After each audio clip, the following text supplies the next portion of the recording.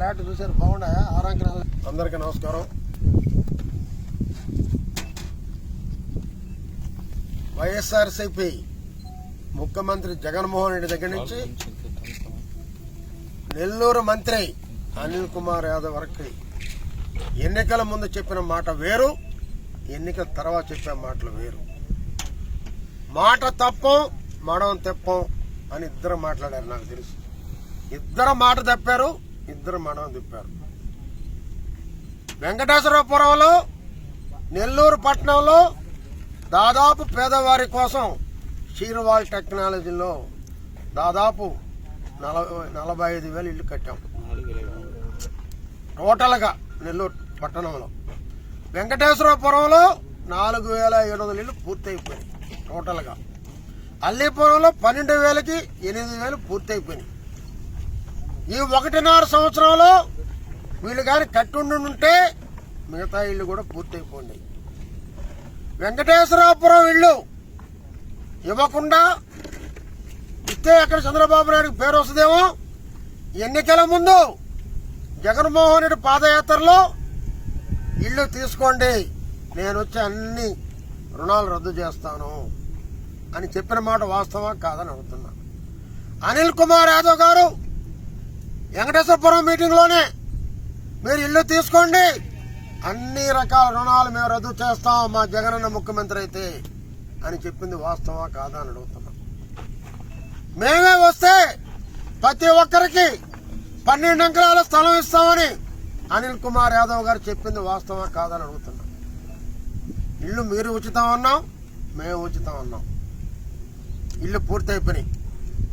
దాని మీద మేము పోరాటం చేసాం. తెలుగుదేశం పార్టీ ప్రప్రథంగా రాష్ట్రంలో నెల్లూరులో, మా తర్వాత సిపిఎం పార్టీ వామపక్షాలు చాలా గట్టిగా వాళ్ళు పోరాడారు మొత్తం పేదల పక్షాన ఆ ఇల్లు కావాలని. లాస్ట్కి తట్టుకోలేని ముఖ్యమంత్రి జగన్ మోహన్ రెడ్డి జగన్ నాటకం స్టార్ట్ చేశాడు. జగన్ నాటకం మరి ఏమిటో ఆ రాజుగా నాకు అర్థం కావటం లేదు. వాలంటీర్ ద్వారా జగన్ ఇల్లు కావాలా, చంద్రబాబు ఇల్లు కావాలా? చంద్రబాబు ఇల్లు కావాలంటే 7,20,000, జగన్ ఇల్లు కావాలంటే ₹1. ఈ జగన్ నాటకం ఎవరికి నేర్పిస్తారు? ఉచితంగా ఇవ్వమని మేము చెప్పాం. చంద్రబాబు చెప్పాడు, మేం కట్టిన ఇల్లు మా ప్రభుత్వం. మీ బాబులు కట్టారా? మీ నాన్నగారు కట్టారా? జగన్మోహన్ రెడ్డి గారు తెలుగుదేశం ప్రభుత్వం కట్టింది ఆనాడు. మా ఇళ్ళవి ఉచితంగా మేము ఇస్తా అన్నాం. ఈరోజు డ్రామాలు ఆడుతూ జగన్ నాటకం ఆడుతూ మీ వాలంటీర్ ద్వారా జగన్ ఇల్లు కావాలా, చంద్రబాబు ఇల్లు కావాలని అడిగిస్తున్నాం. అర్థమేమిటి? మేము ఎలక్షన్ కట్టమన్నామా? ఉచితం. మీరేదో ఉచితం. అత్త సొమ్ము అల్లుడు దానం చేశాయంట సామెతన్నాం. అలాగా చంద్రబాబు కట్టిన ఇల్లు మీరు దానం చేసేది మీకు సిగ్గు లేదా? మీకు సిగ్గు లేదని అడుగుతున్నా. ఇకపోతే గవర్నమెంట్ ఆఫీసులు కానీ ఇళ్ళు కానీ గవర్నమెంట్ డబ్బు, ప్రజల డబ్బు. అది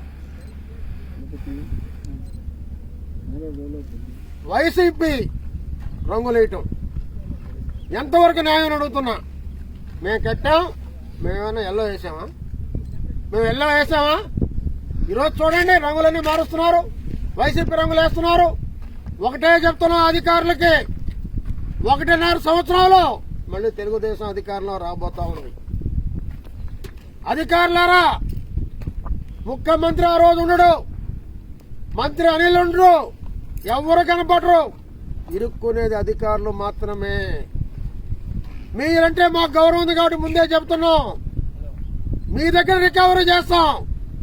ఎన్ని కోట్లయితే అన్ని కోట్ల రూపాయలు మీ దగ్గర వసూలు చేస్తామని చెప్పి మనం చేస్తున్నాం. ఆ రంగులకయ్యే ఖర్చులు ఎవడబ్బు సొత్తున వేస్తున్నారు. ఒక్క రాయి వేశారా? ఒక సున్నం వేశారా?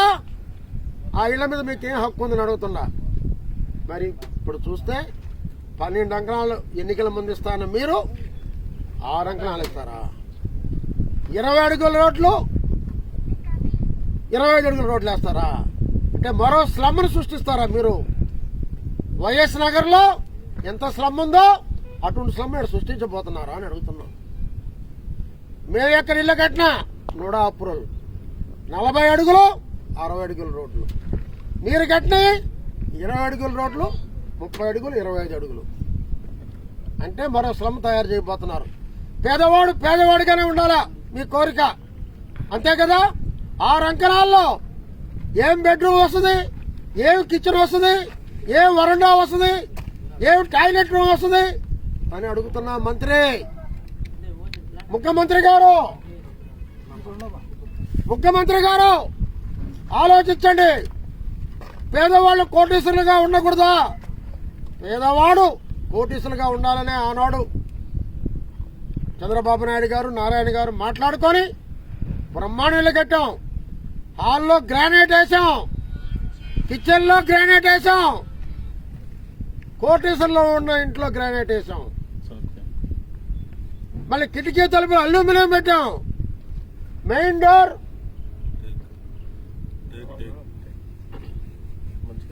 మంచి కంపెనీ. ఇంతవరకు గవర్నమెంట్ వేయలేనటువంటి డోర్లు, బ్రహ్మాండం డోర్లు వేసాం, కోటీశ్వరులు వేసుకున్న డోర్లు వేసాం. ఈరోజు మీరు ఇక్కడ 6 అంకణాల ప్లాట్లు ఇస్తున్నారు.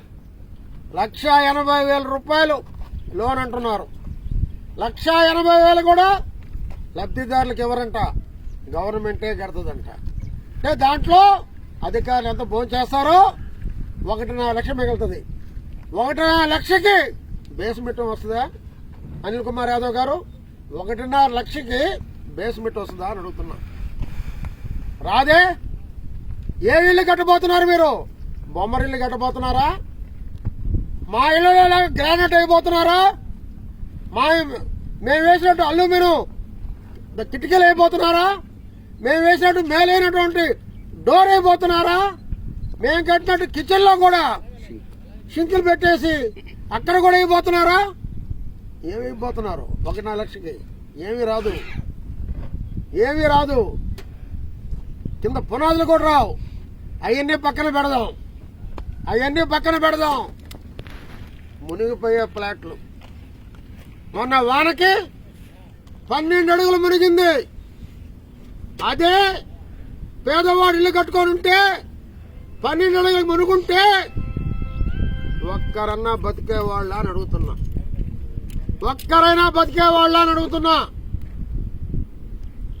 మేము చెప్పేది అదే, మునిగే ఫ్లాట్లు వద్దు, ఇవ్వండి కోవర్ సైడ్.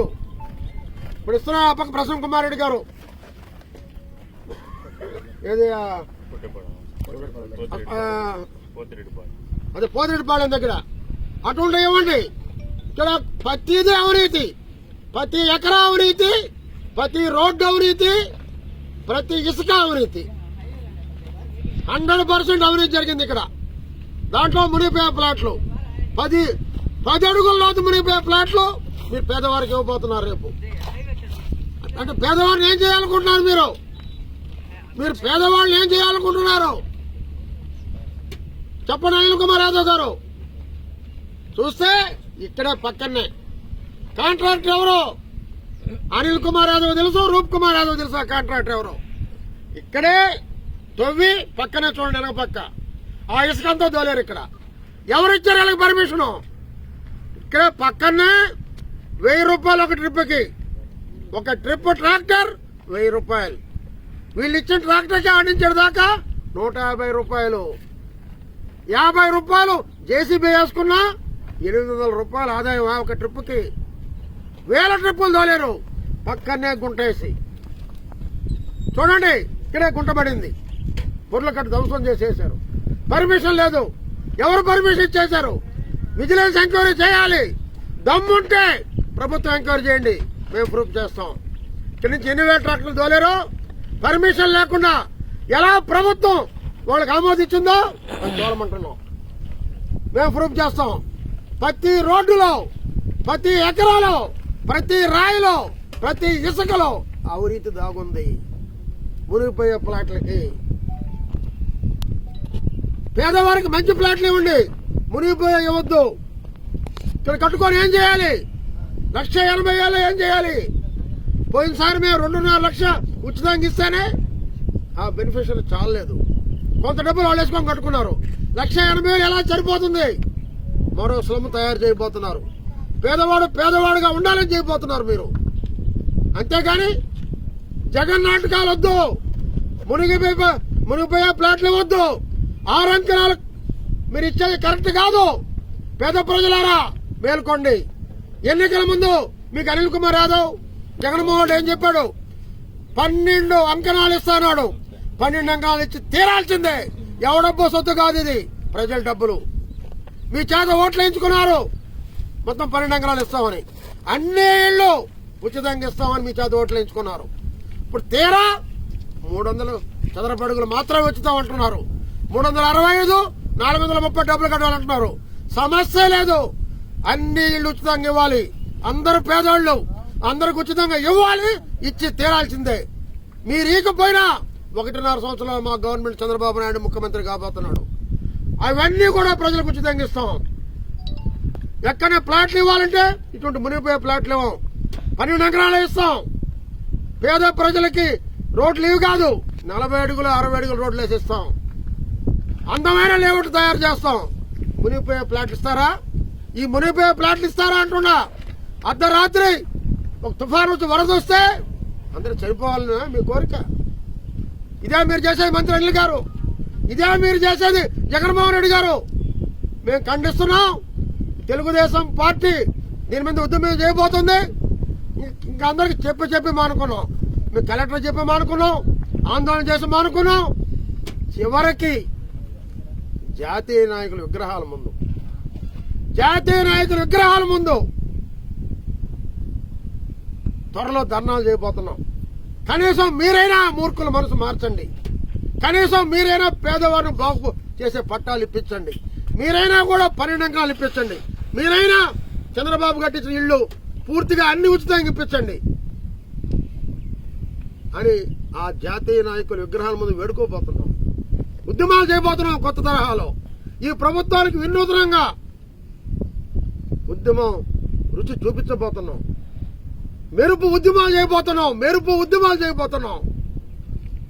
అంతేగాని పేదవాళ్ళని ఇబ్బంది పడితే ఊరుకునే ప్రసక్తే లేదని చెప్పి మనం చేస్తున్నాం. మేము ఏ రకమైన ఇల్లు కట్టామో, ఏ రకమైన టైల్స్ వేసామో అటువంటి టైల్స్ వేయాలి, అటువంటి ఇల్లే కట్టాలి, అటువంటిదే పేదవాడికి ఇవ్వాలి. 12 అంకణాలు ఇవ్వాలి. మునిగిపోయే ప్లాట్లు వద్దు, పేదలకు మంచి ప్లాట్లు ఇవ్వాలని డిమాండ్ చేస్తున్నాం. ఈ ప్రభుత్వాన్ని హెచ్చరిస్తున్నాం.